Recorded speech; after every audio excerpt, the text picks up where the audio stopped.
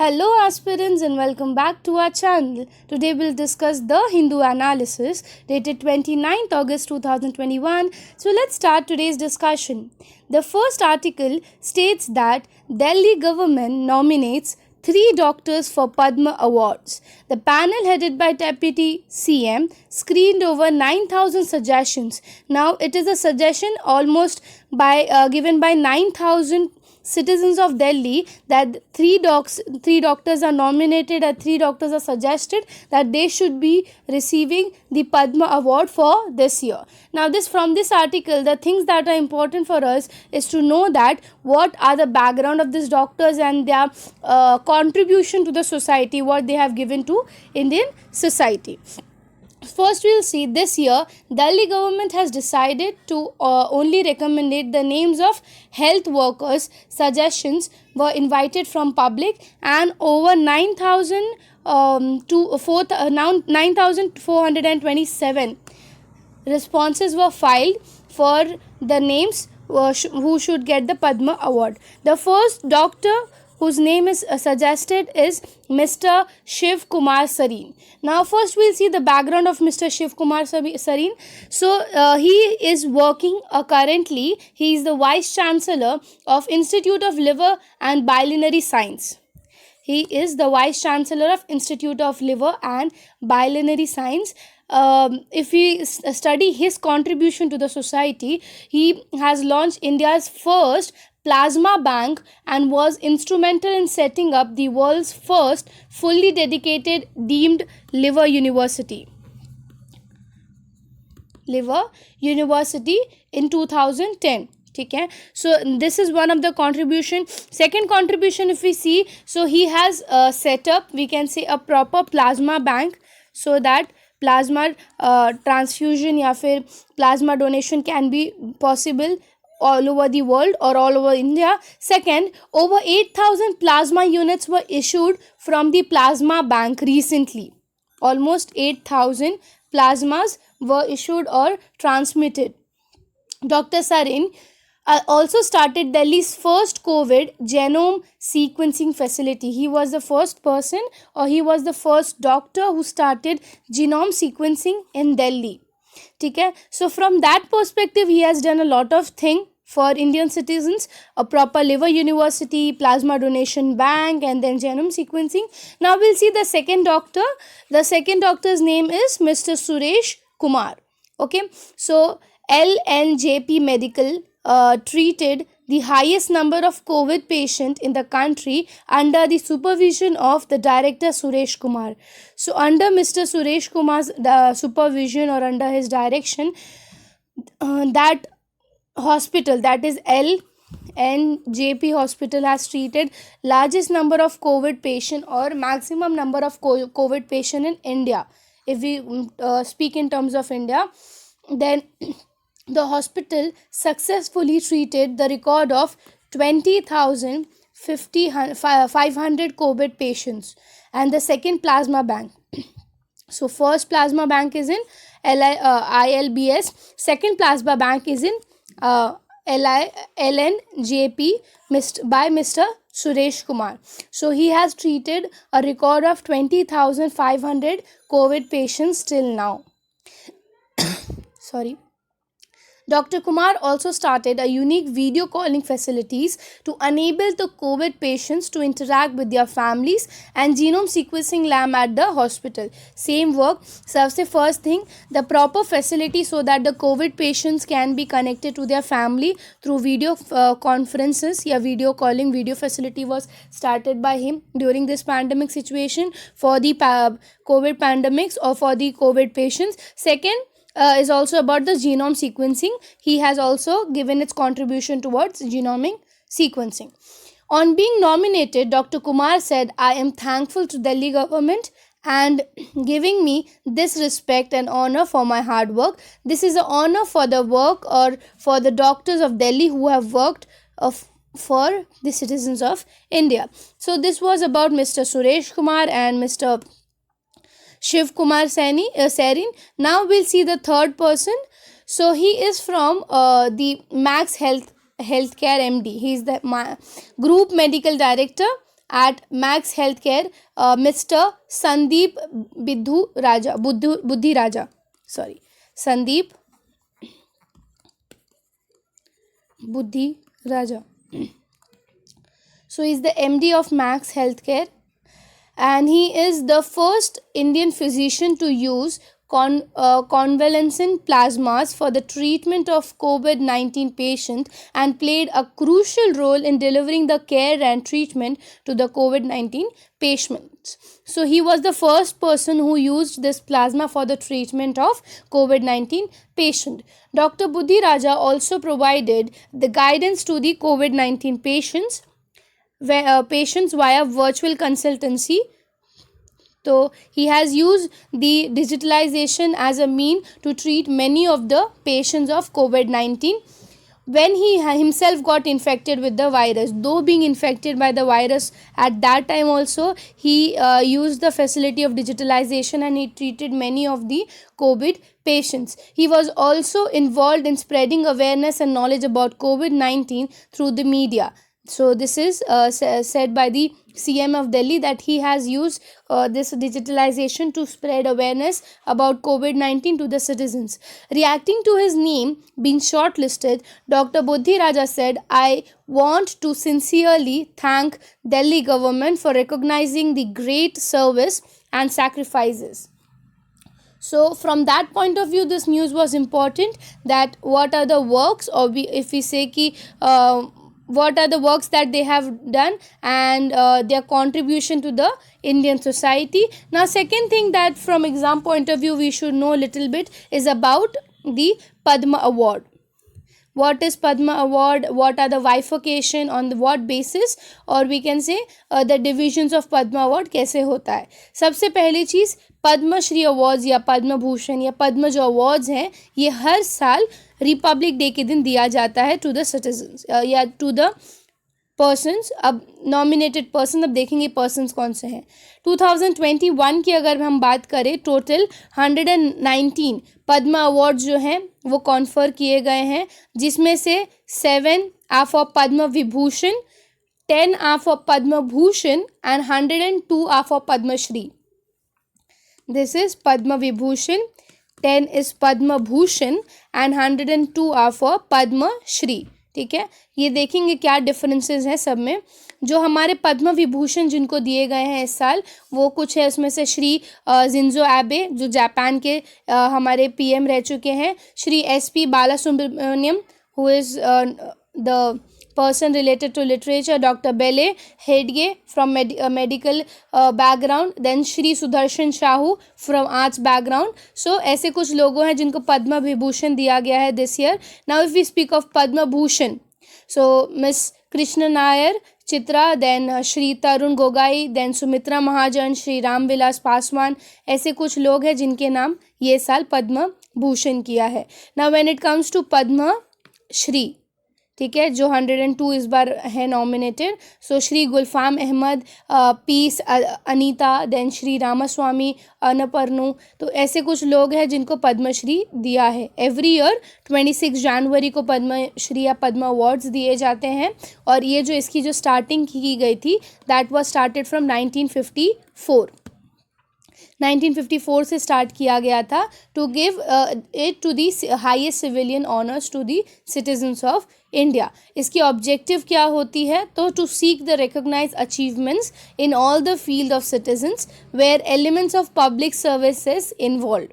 Okay, अभी ये जो अवार्ड्स हैं ये इस 3 पार्ट में डिवाइडेड हैं. द सबसे हाईएस्ट अथॉरिटी और हाईएस्ट एक्सेप्शनल सर्विसेज जो करते हैं, एक्सेप्शनल सर्विस जो इंडिया को कंट्रीब्यूट करते हैं, उनको पद्म विभूषण मिलता है.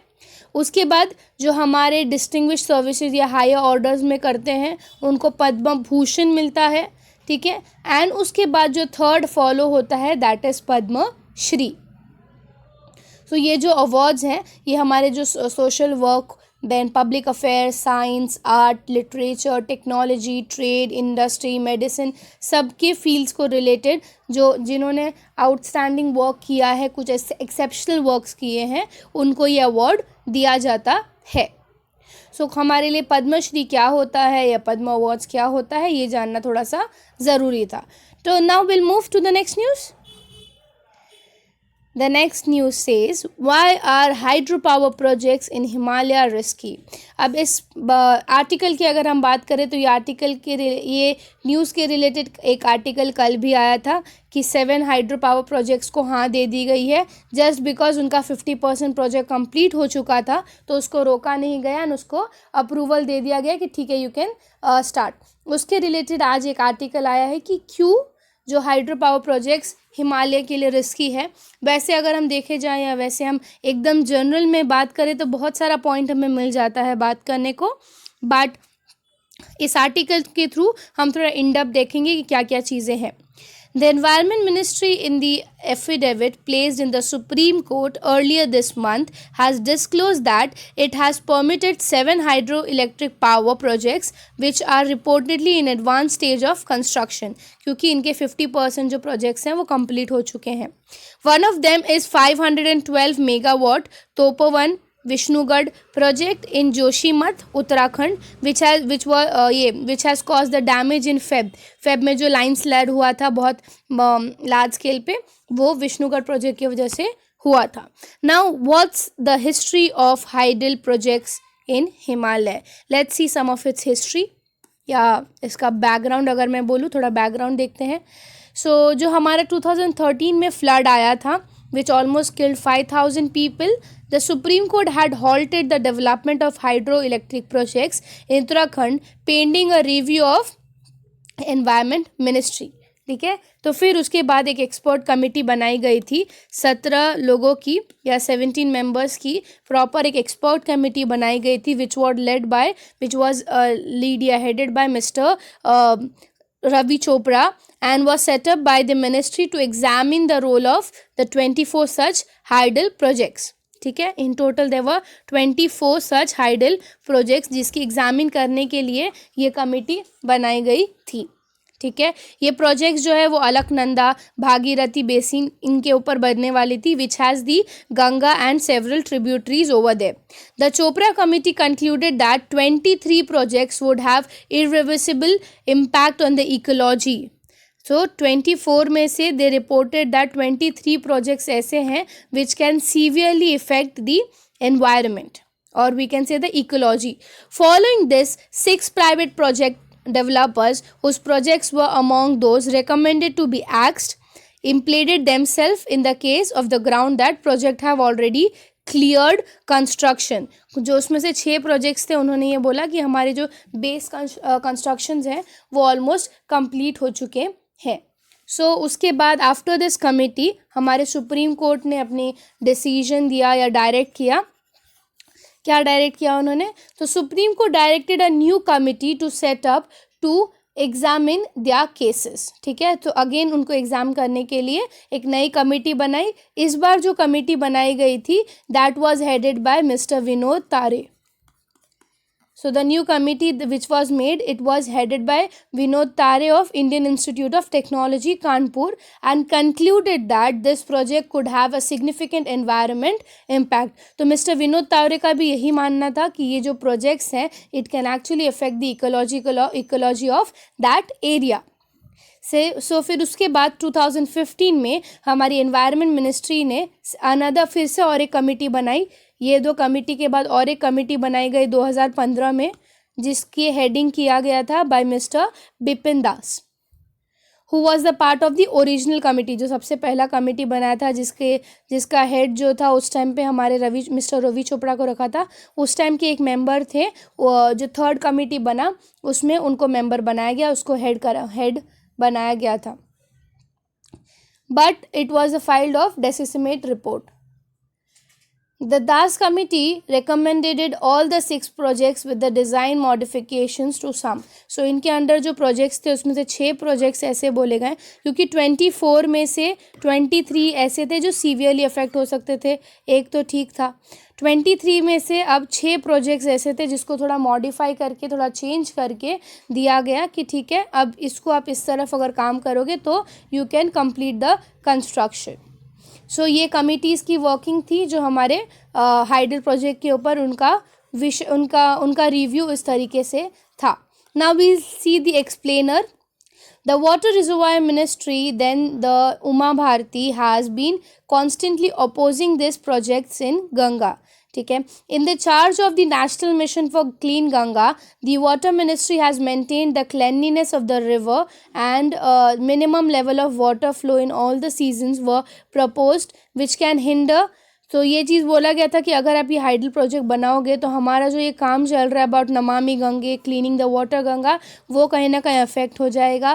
देन 2019 में जो जल शक्ति मिनिस्ट्री थी, उन्होंने 7 आउट ऑफ 24 प्रोजेक्ट्स जो ऐसे बोले करेंटली जो है नॉट इन फेवर थे बाकी सब प्रोजेक्ट के, बट 7 प्रोजेक्ट्स ऐसे थे कि ठीक है you can do this. So out of 24 only 7 projects in total 2019 में सिर्फ उनको हाँ का बैर मिला कि ठीक है you can do that thing.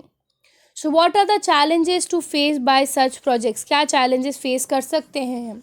सबसे पहले following the break in the Ronti glaciers that were triggered flood in the Rishi Ganga rivers on 7 Feb which washed away the least 2 power projects. ठीक है. सो जो फ्लड आया था फेब में, उसके वजह से जो 2 प्रोजेक्ट्स उधर बने थे ऋषि गंगा के ऊपर, वो 2 प्रोजेक्ट्स अफेक्ट हो गए थे. ठीक है. एंड एक प्रोजेक्ट का नाम था Rishi Ganga hydroelectric project, power project, और दूसरा था ये तापो भुवन प्रोजेक्ट.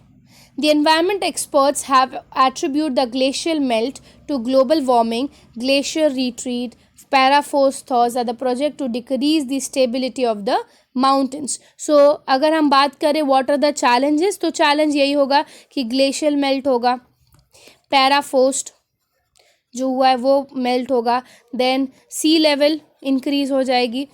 ठीक है. ये कुछ हम बोल सकते हैं रेपरकशंस है वो फेस करना पड़ेगा इफ हाइडल प्रोजेक्ट्स बनाए गए. How can this conflicts can be resolve. अब ये भी एक उन्होंने वे फॉरवर्ड बना के दिया है कि ये प्रोजेक्ट्स को या फिर ये जो कॉन्फ्लिक्ट्स हैं उसको सॉल्व हम कैसे कर सकते हैं. The challenges facing development in Himalayan regions are multifaceted. The Uttarakhand government has said that it's paying over 1000 crore annually to purchase the electricity, and then more projects are cancelled. Several environmentalists and the residents of the region say that the proposed projects being built by the private companies allot only a limited percent of the produced power of the states of Uttarakhand itself. Thus, the state on its own takes the massive environment risk without being adequately compensated, though the center is committed to be hydropower project. सो उनका last क्या है कि हमें खुद से steps लेने पड़ेंगे states को, state as a state ministry या एज अ स्टेट गवर्नमेंट हमको खुद से स्टेप लेने पड़ेंगे so that we can save the Himalaya, या so that we can save any other disaster to happen. Feb के बाद से अब तक उन्होंने बोला कि हम ऐसे स्टेप्स इनिशिएटिव्स लेके काम करेंगे ताकि एनवायरनमेंट हमारा इफेक्ट ना हो. सो ये आर्टिकल्स में हमें थोड़ा जानना ज़रूरी था कौन सी कमिटीज़ बनाई गई थी और कमिटीज़ का क्या सजेशंस था और प्रोजेक्ट्स कौन से हैं जो सीवियरली अफेक्ट कर हो सकते हैं. ये कुछ चीज़ें जानना ज़रूरी था हमारे लिए. Now will move to the next news. It is from the part of science and tech, or we can say a invention or discovery. So the discovery is scientists find northernmost landmass. Scientists have discovered what has been believed to be the world's northernmost landmass yet to be named Island North. ठीक है. सो Greenland जो हमारा है, ठीक है, Greenland के अब तक जो हम सबसे अब तक जो नदर्न मोस्ट पार्ट जिसको हम मानते हैं वो हमारा ओदाग था, बट अभी रिसेंटली साइंटिस्ट ने ये चीज़ डेवलप बोल सकते हैं या ये चीज़ डिस्कवर किया है कि उसके आगे भी एक हमारा नदर्न मोस्ट पार्ट है और उसको नाम अभी तक नहीं दिया है. ठीक है. So researchers came upon the land mass of an expedition in July and initially thought that they have reached Oodaaq. अब till now the northern most island of the planet. अब तक जो है नॉर्दर्न मोस्ट ओडाक को माना जाता था. ओडाक is somewhere और some of 700 kilometres of south of the north pole, while the new island is 780 of the north of ओडाक. अगर ओडाक यहाँ तक 700 तक है तो उसके 80 किलोमीटर्स आगे तक दूसरा लैंड मिला है हमें जिसका नाम अभी तक नहीं दिया है. Copenhagen University said the yet to be named island is the northernmost point of Greenland. So ये एक नया डिस्कवरी है जो कि किया गया है और हमारे लिए जानना थोड़ा ज़रूरी था. इसी बहाने अभी तक हमें पता भी चला कि अब तक का सबसे north most part of world क्या है. That is the north of ओडाक.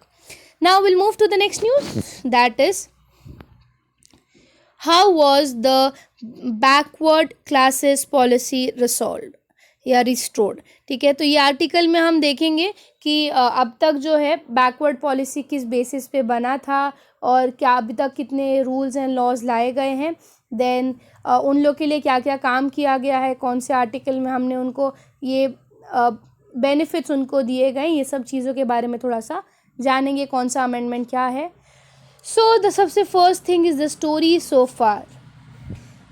फार हमारा जो 105th कॉन्स्टिट्यूशन अमेंडमेंट आया था, 105th, ठीक है, जो कि 19th अगस्त को नोटिफाई किया गया था, which received the assent of mister Ramnath Kovind. It aimed at restoring the status of having identified socially group. हमने अभी रिसेंटली पढ़ा था, एक अमेंडमेंट पास किया गया था जिसमें कि हर एक स्टेट गवर्नमेंट को ये पावर दिया गया था कि वो खुद से अपना एक लिस्ट बनाएंगे ऑफ ऑल दी OBCs. ठीक है, ऑल दी बैकवर्ड क्लासेस या OBCs हम बात कर सकते हैं. The opposition set aside its differences with the government and supported the amendment. अब हमारे opposition ने भी amendment को support किया था. ये अभी हमारा जो मानसून सेशन है उस टाइम पे लाया गया था. The amendment became necessary to undo the effect into Supreme Court verdict and lost their powers to conclude or exclude the communities. क्योंकि ये चीज़ देखा गया था कि जो 102nd अमेंडमेंट लाया गया था उसमें बहुत सारे ऐसे लोग थे, ट्राइब्स थे, कम्युनिटीज़ थे जिनको इंक्लूड नहीं कर पाए थे. इसकी वजह से 105th अमेंडमेंट जो लाया है अभी अगस्त में, उसको इसके लिए लाया ताकि हम जिनको भी एक्सक्लूड किया था उनको इंक्लूड कर सके. Now why was the amendment required? तो why was amendment required का मैंने आप लोग को अभी जस्ट मतलब बताया कि रीज़न बताया. 102nd जो अमेंडमेंट आया था उसमें सबको कवर नहीं कर पाए थे. सोशली इकोनॉमिकली बैकवर्ड लोग भी उसका फ़ायदा बैकवर्ड लोग बोल रहे मतलब सोशली इकोनॉमिकली बहुत सारे ऐसे ग्रुप थे जो फ़ायदा उठा रहे थे. सो इसकी वजह से 105th अमेंडमेंट बिल लाया गया या 105th अमेंडमेंट लाया गया. Thus under the article 342A it was laid down that president shall notify the list of the sectionally backward classes in the relation to each states and union territories in the consultations of governor. So this will be under the central list, and once notified only the parliament alone could make the changes to it. So why was the reason, हम उसको क्यों लाए थे, तो ये एक reason था कि 102nd में लोगों को कवर नहीं कर पाए थे हम. Now what was the reaction of political parties? Political parties का reaction क्या था. जब बिल का डिस्कशन की बात चल रही थी तब तो oppositions ने भी उसको सपोर्ट किया था और सेंट्रल लिस्ट में था तो central government was supporting that bill. Union government has argued in the court that neither the center nor the parliament intended to take away the state's power to identify the sectional economic backward classes.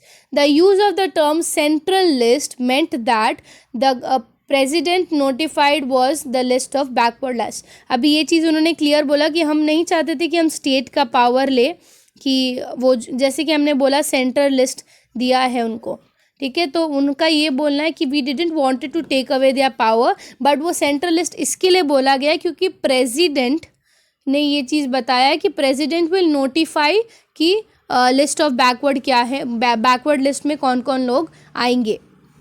सो उस perspective से ये central list का term use किया गया है.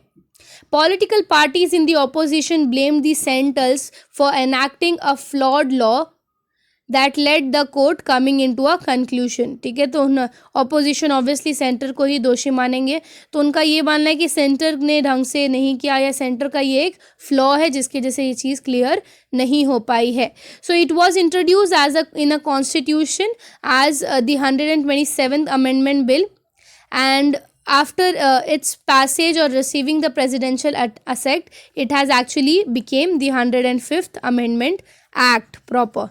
Bill जो था वो 127th अमेंडमेंट बिल था, बट एक्ट जो है वो हमारा 105th एक्ट बना है। सो ये चीज़ हो गई। देन दूसरी चीज़ जो इसमें बताई गई है, the what does the 105th amendment do. ये जो 105th अमेंडमेंट एक्ट आया है इनको लेके, वो क्या करेगा, वो क्या बताएगा। सबसे पहले, it will contain a specific clause that seek to restore the original intentions of having a central list, for the purpose of union and letting states retain their respective lists. It first adds the provisions to effect the requirement of national requirement for national backward class commission should be consulted. पहले वो लोग national backward class commission को consult करेंगे, and then फिर वो लोग जो है president के पास जाएगा, and president वो list जो है हम बोल सकते हैं अनाउंस करेंगे या वो लिस्ट रिलीज़ करेंगे, जिसमें सारे ही सेक्शनल इकोनॉमिक बैकवर्ड क्लास के लोगों को नोटिफाई किया जाएगा सेंट्रल लिस्ट में। ठीक है, तो ये जो है कहीं ना कहीं पहले जो स्टेट का पावर रहता था कि स्टेट ये काम करे, बट अब जो है ये पावर जो है वो हमारे सेंट्रल लिस्ट के अंदर दे दिया गया है। सो ये आर्टिकल उस पर्सपेक्टिव से थोड़ा इंपॉर्टेंट था हमारे लिए जानना थोड़ा ज़रूरी था। सो आई होप सो आज का करंट अफेयर आपको समझा हो और कुछ डाउट ना रहा हो। If you like the video, do like and subscribe the channel. Thank you so much.